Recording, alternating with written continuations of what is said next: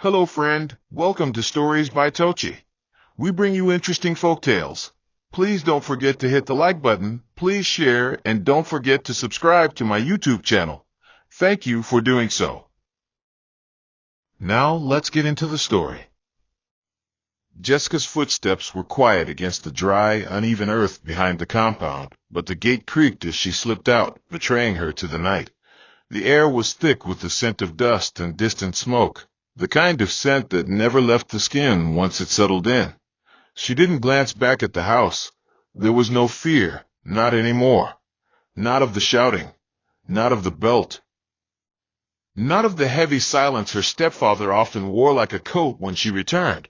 At 15, Jessica had already carved a space for herself outside those walls. A world of loud music, older friends, and neon lights that blinked promises of escape. She didn't need permission. She didn't ask for it. Her rebellion wasn't loud. It was quiet, sharp, and deliberate. When her siblings slept, she moved like wind, present but never still. The city at night felt more like home than the concrete walls she had grown up in. Back inside the compound, Rosaline lay awake, her arms folded over her chest as she stared into the dark. She knew her daughter had gone again. The silence in Jessica's room was different when she wasn't there, emptier, like even the shadows were aware. Beside her, her husband stirred. He was a man of few words and plenty fists. Each time Jessica returned home in the early hours, reeking of perfume and street smoke, he would not ask where she'd been. He would beat her, not from curiosity, but from anger, cold, boiling, silent anger. And Rosaline would plead again, "Let me speak to her. Let me try." But her voice was losing strength. Her husband's palm always moved faster than her words. Still, she fought for her daughter, hoping that each slap she prevented would be one step closer to saving her. But Jessica didn't want saving. She didn't believe she was lost. It wasn't always like this. There had been a time when Jessica laughed easily, when she would sit on the floor and help her younger siblings with their assignments, her eyes bright and eager. But something shifted the moment she turned 15. A slow detachment began. School became a blur. Conversations shortened into shrugs. Her clothes changed. Her friends changed. Her presence in the house became occasional. And slowly, trust began to rot between the cracks of their family. Jessica didn't speak about where she went or what she did. Rosaline suspected there were signs, unfamiliar numbers calling the house phone, money disappearing, makeup stains on pillowcases. But suspicion wasn't proof, and proof couldn't fix what was already breaking.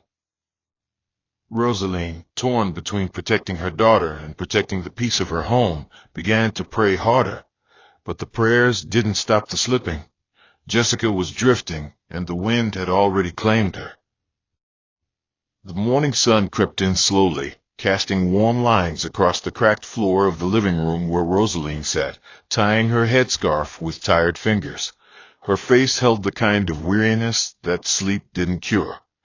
Jessica had returned some time before dawn. Rosaline had heard the quiet push of the gate, the hushed footsteps, the soft click of her door shutting, but she hadn't gotten up. Not this time. Her husband had woken instead. There was a pause, a stretch of silence between their room and Jessica's, and then the sound of wood meeting flesh filled the walls like thunder. Rosaline jumped up instinctively, her wrapper nearly slipping off as she ran to block him, placing her own body between them. "She's still a child," she'd said, voice breaking. "Let her explain." But he didn't want explanations. He never did.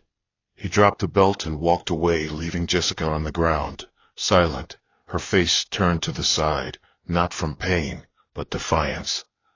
Rosaline bent and touched her daughter's shoulder, but Jessica only shrugged her off, rising slowly, brushing past her like wind. No words, just walls. Rosaline returned to the kitchen that morning as the others stirred awake. Her younger children came in one by one, rubbing their eyes, asking for food, unaware of the storm that had passed in the night. She moved between pots and plates, her hands steady, her heart not.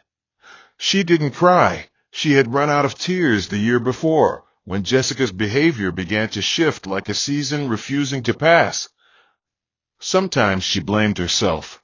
Maybe she had been too soft, too understanding. Maybe love wasn't enough. But she couldn't bring herself to harden. Each time she looked at Jessica, even in her anger, she still saw the little girl who used to grip her wrapper and follow her around the compound, asking endless questions. She still believed there was something left to save. So she kept trying, even as Jessica drifted further. When she cooked, she made extra for her. When she prayed, she called her name louder than the rest. And when she saw her in the mornings, bruised, bitter, and distant, she still said, "Good morning, my daughter," even when it wasn't returned.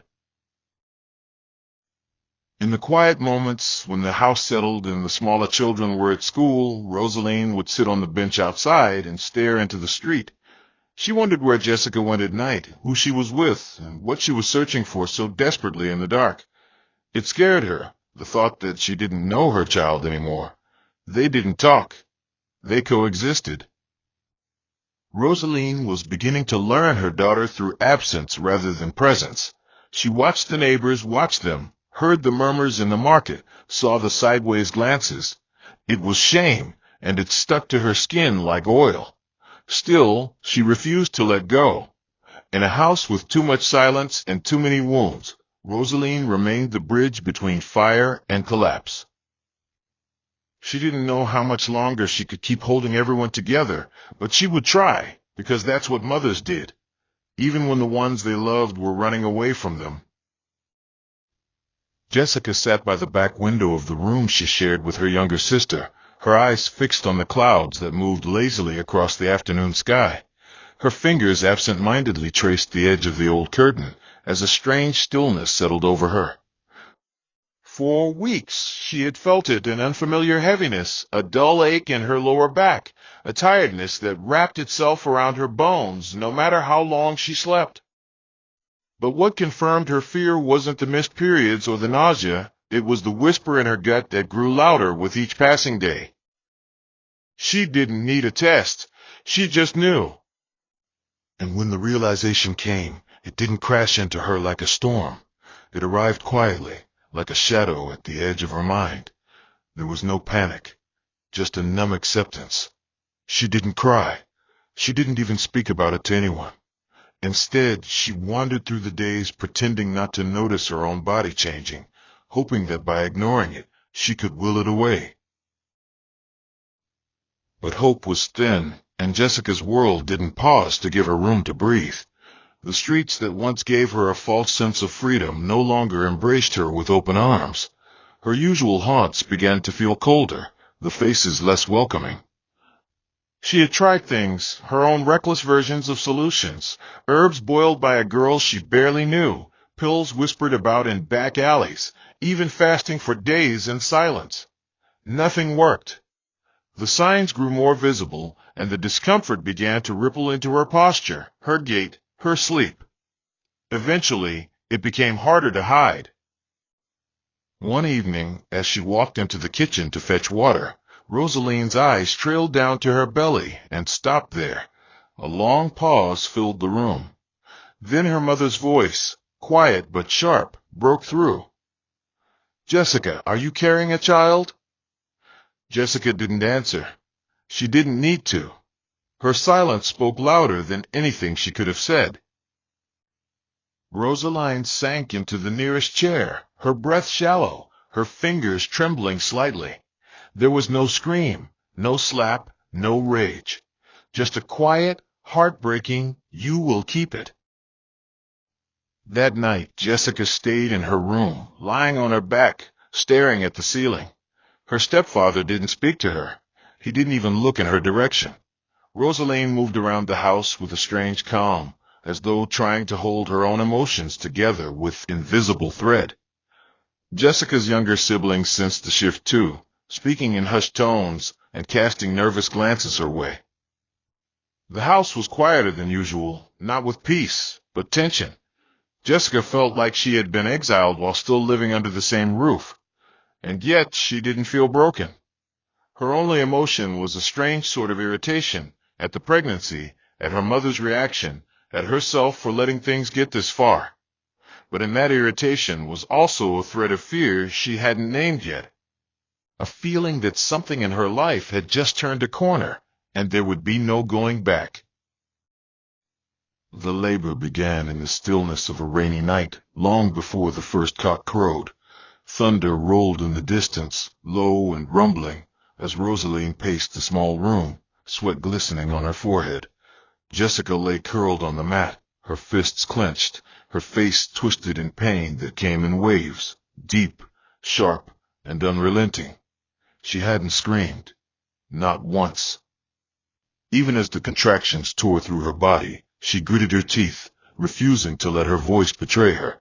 Her mother worked quickly, having seen births before, but never her own daughter's. There was no hospital, no nurse, no soft bed, just an old mattress, a metal basin of warm water, and trembling hands doing their best not to shake. When the child finally arrived, the rain had eased into a soft drizzle. A baby girl, tiny, wrinkled, and wailing, emerged into the world as if announcing her own arrival with a cry louder than her mother had made all night. Rosaline wrapped the child in a faded towel and held her close, her eyes brimming with tears not just of relief, but of something deeper, a quiet, aching love. Jessica didn't reach for the baby. She didn't even look at her. Exhausted and soaked in sweat, she turned her face to the wall and closed her eyes, trying to escape the reality unfolding behind her. There was no joy, no wonder, no rush of maternal instinct, only emptiness. The room had shifted from pain to silence, a silence that weighed heavy on everyone present. Rosaline sat by her side, rocking the baby gently, whispering prayers under her breath. The child, now calm, squirmed slightly in her arms. Outside, the rain stopped completely, and the air carried that earthy scent of new beginnings. But inside the room, Jessica felt none of it. Her body ached, but it was her mind that felt hollow. She didn't hate the child, she simply didn't know how to feel anything at all. She hadn't prepared for this moment, hadn't imagined it, hadn't wanted it. And now that it was here, she wished only for sleep. In the days that followed, life in the compound adjusted to the baby's cries. Rosaline took full charge, bathing her every morning, feeding her with mashed milk-soaked bread when the child refused to suck. Jessica moved like a ghost, watching from the doorway, or sometimes not watching at all. The neighbors came with small gifts, powder, wrappers, money folded into envelopes. They greeted Jessica, some with forced smiles, some with judgment in their eyes. She responded quietly, offering a nod or a murmured thank you. Her stepfather, however, never stepped into the room. He didn't acknowledge the baby. He didn't acknowledge her. He simply acted like neither existed.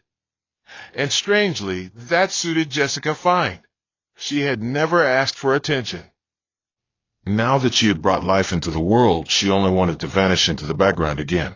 The baby, meanwhile, grew stronger with each sunrise, and Rosaline named her Miracle, saying every child deserved a name full of hope, even those born from chaos.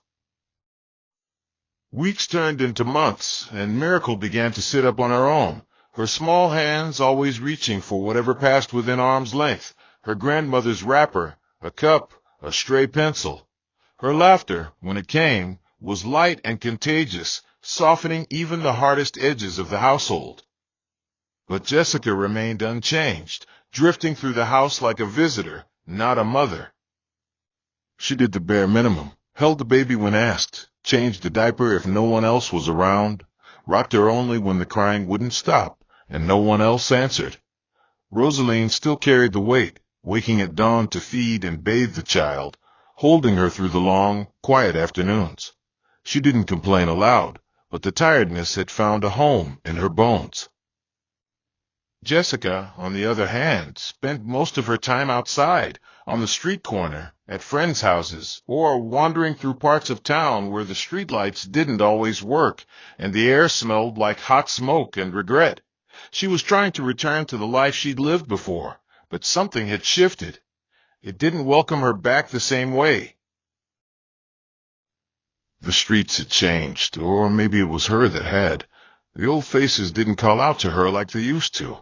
The boys who once offered her rides or money now barely glanced her way, and the girls she used to move with had either disappeared or traded the chaos for quiet lives. Jessica found herself hanging around aimlessly, waiting for opportunities that never came. Sometimes she'd get lucky, a few naira from a kind stranger, a quick favor that earned her enough to buy suyo or a bottle of cheap perfume. But more often, she returned home empty-handed, her pride stitched together with frustration. Miracle was growing fast, and so were her needs. Diapers, food, medicine. Jessica had none of it. She began to resent the sounds of her daughter's crying, the reminders of a responsibility she still refused to accept. She didn't hate the child, but she hated what her life had become, the way her dreams now seemed like distant shapes swallowed by smoke. Rosaline, once gentle in her reminders, started to harden.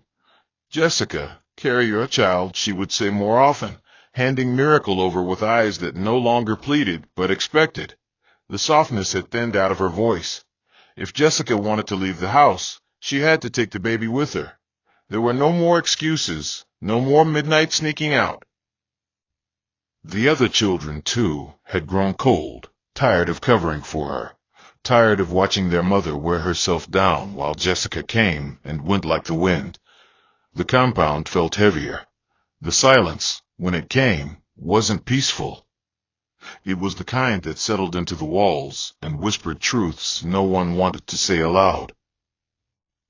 Jessica began to feel cornered, not just by her mother's stares or the baby's cries, but by her own slow unraveling. The world she thought she could always run back to had closed its doors, and for the first time since it all began, she didn't know where to go. The midday heat sat heavy on the compound, clinging to skin and walls alike. Jessica stood by the wooden pole in the backyard, balancing her weight on one leg while brushing dust from her slippers. Miracle lay inside, half asleep in the corner of the sitting room, the soft hum of the ceiling fan failing to soothe her restless movements. Rosaline watched from a distance, seated on the edge of the sofa with a calmness that didn't match her eyes. Those eyes no longer pleaded or searched for answers. They stared with a quiet finality, the kind that came from wounds too deep to keep reopening. She didn't shout anymore. She didn't ask Jessica where she had been or who she was with. Instead, she observed her daughter the way one watches the last candle burn, still there, but dimming. When Jessica walked past her now, there was no warmth, just silence sharp enough to cut. It was a silence Jessica had never known from her mother. It made the house feel foreign, almost colder than the streets. Gone were the soft calls to eat, the gentle reminders to rest. Rosaline had drawn a line, and it was clear she was done chasing her daughter with motherly patience. Now, when Jessica reached for food without asking or left the baby sleeping without explanation, her mother's reactions were swift and unbending. "Carry your child," she would say, not out of love but out of duty, firm, short, and without room for protest. Jessica began to notice the shift in her siblings, too. They avoided her. They moved around her like furniture that had lost its use. Even the neighbors, who once whispered with concern, had grown tired of her story. Their stares were now laced with disappointment. Jessica had become that girl, everyone's warning, no one's sympathy. What burned most wasn't the silence, or even the judgment. It was the weight of Miracle's eyes. The child had begun to recognize faces, to stretch her arms toward familiar voices. She reached for Rosaline with eagerness, for her uncles and aunties with laughter.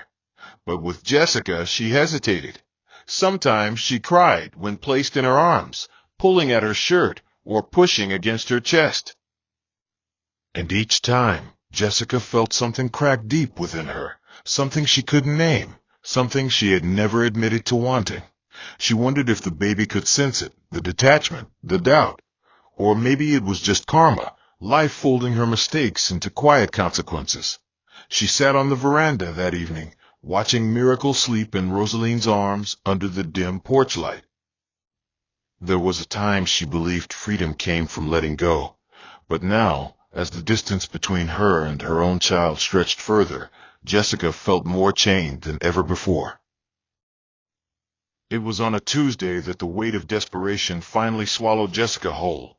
The day had started like many others, hot, dry, and dragging, but something about it felt different in her bones. She had wandered far from the compound that morning, clutching Miracle against her chest with a borrowed wrapper. The child was restless, fussing softly as Jessica paced the edge of the market, eyes scanning faces and stalls, not for food or clothes, but for opportunity. She hadn't eaten since the day before. Her slippers were worn thin, and her pride was already long gone. Every step felt heavier than the last, not because of the heat or the child's weight, but because of the decision forming in her mind like a storm. It came not as a scream, but a whisper, "You can be free." That thought repeated itself over and over, like a song she didn't want to hear, but couldn't silence. And when she finally stopped walking, it was in front of a woman who sold lace fabrics and wore too much lipstick. Jessica didn't speak at first. She just looked at the woman, then at the baby, and back again. The woman had seen desperation before. She didn't flinch when Jessica made her offer. She only asked, "Are you sure?" Jessica nodded, biting the inside of her cheek so hard she tasted blood. There was no argument, no second guessing. The woman looked around, pulled a curtain over her shop's entrance, and reached under her table for a wad of cash tied in a rubber band. Jessica didn't count it. She took the money with hands that shook, whispered something to Miracle, words even she didn't understand, and turned away. She didn't cry. She didn't look back. The child had stopped fussing by then, distracted by a shiny keyring dangling from the woman's waist. Jessica walked out of the market, the sun striking her face, the heat clinging to her skin like guilt. Her pockets were full for the first time in months, but her arms were empty. And with every step she took away from that small shop, the silence inside her grew louder. She convinced herself it was necessary. She needed rest. She needed to breathe. But deep down, something felt torn, not like fabric, but like flesh. When she returned home that evening, her hands were lighter, but her mother's questions came heavy and fast. "Where is Miracle?" Rosaline asked, her voice neither high nor low, just steady in a way that made Jessica's chest tighten. "She's not here," Jessica replied flatly. "I gave her away. I don't want her again." That single sentence dropped into the room like a bomb. Chairs scraped. A neighbor's voice rose in alarm. Within minutes, the compound erupted. Women shouted. Men stepped in. Someone grabbed Jessica's wrapper. Another pulled her hair. She was dragged, shoved, slapped. Her ears rang with insults. "You're a devil. You're cursed. You're not human." Someone even reached for a broom, the one used to sweep away evil. Still, Jessica didn't scream. It wasn't until her mother collapsed on the ground, sobbing and pounding her fists into the earth, that Jessica finally broke. She confessed everything, where she went, who she gave the child to, how much she was paid. Her lips trembled as she spoke, the strength in her voice gone. The name she gave led to a search, and somehow, miraculously, the child was found. But the recovery of Miracle didn't wash away the memory. Jessica had crossed a line, and even though her daughter returned, something else never would. The days that followed were a blur of judgment, whispers, and sideways glances. Jessica barely left the room she now shared alone. The mattress beneath her was thin, its springs poking through like reminders that even rest came with discomfort. Outside, the compound buzzed with life, but none of it reached her. Her mother moved like a shadow, quiet, firm, and unreachable. Rosaline had retrieved Miracle with the help of 2 women from the community and a police officer who had listened long enough to act. The child had been unharmed, cradled in the arms of a stranger who claimed she thought it was an adoption, not a sale. Rosaline hadn't shouted. She hadn't cried in front of Jessica. But the change in her was undeniable. Her steps were louder, her silence thicker. She no longer looked at Jessica like a daughter, but like a task she had failed. Even Miracle seemed different, quieter, more alert, watching everyone with wide, curious eyes, as if sensing the weight of what had happened without understanding it. The neighbors didn't let the dust settle. Some avoided Jessica entirely, muttering prayers under their breath when she passed. Others confronted her outright, accusing her of being wicked, ungrateful, possessed. She tried not to respond. She didn't defend herself. What was there to say?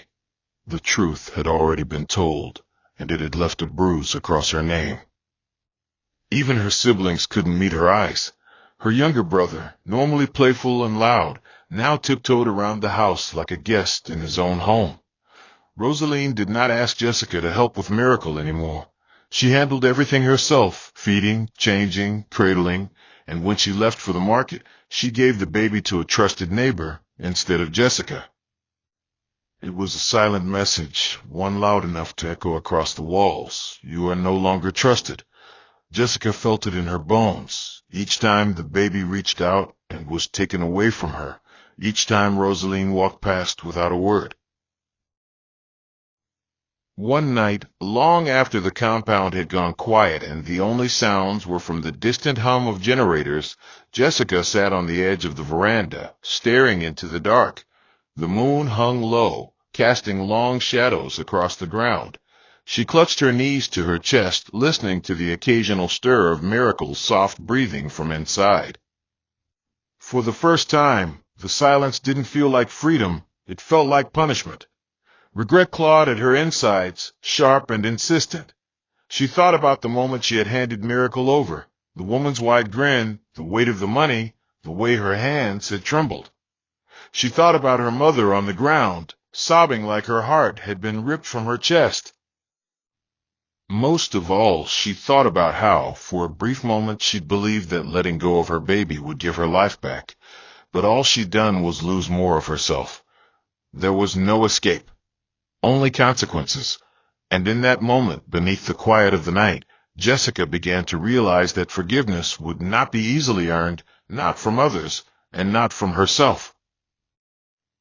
The morning after the storm of recovery, the compound was eerily calm, but not in peace, more like a wound crusted over, tender to the touch. Jessica stayed inside, barely shifting from her corner of the room. Her world had shrunk into a tight, airless space where judgment waited behind every door. The only sounds that reached her now were the distant clinks of Rosaline's cooking pots and Miracle's soft giggles, always directed at someone else. The child never cried in Jessica's arms anymore, because she was never placed there. Rosaline had made a choice without words, a decision Jessica had earned. The household moved on without needing her. Meals were cooked, chores were done, and even her younger siblings seemed to have adapted to the new arrangement, one where Jessica was no longer a part of their everyday rhythm. She had become a background figure in her own home, visible but untouched. In the streets, Jessica's reputation had rotted into something foul. Market women shook their heads when they saw her, their words sharp and unhidden. "That's the girl that sold her child," they'd mutter. Even strangers looked twice, and never with kindness. She couldn't walk far without feeling it, the weight of eyes, the sneers that turned into silence when she passed. The worst of it wasn't the voices, it was the knowledge that she had given them the truth they needed to condemn her. Each day, she folded further inward, unable to meet even her own reflection. There were moments she sat on the edge of her bed, wondering what her life had become, tracing her fingers over the tiny scars on her arms, as if they could tell the full story. The shame didn't just live inside her, it surrounded her. It was in the way her mother moved around her like she was furniture. It was in the way Miracle smiled at everyone but her.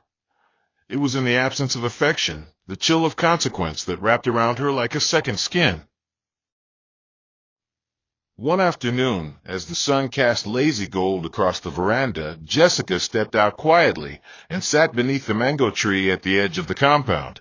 She hadn't done that in weeks. The breeze was gentle, but it carried old memories, ones of laughter, of chasing her siblings barefoot around the yard, of simpler times when she hadn't been defined by mistakes. Her hands were clasped tightly in her lap, her head bowed. She didn't look up when Rosaline stepped outside with Miracle in her arms. For a long moment, the two women existed in the same space, saying nothing. Then Rosaline shifted the baby to her other arm and spoke, not with anger, not with warmth, just honesty. "This silence won't last forever, Jessica. But it won't break on its own. You will have to earn your place back." Jessica looked up, her eyes rimmed red, her voice hoarse from disuse. "How?" It was the first time she had asked anything in weeks. Rosaline didn't answer right away. She simply walked back into the house, leaving the door open behind her, not as an invitation, but as a possibility.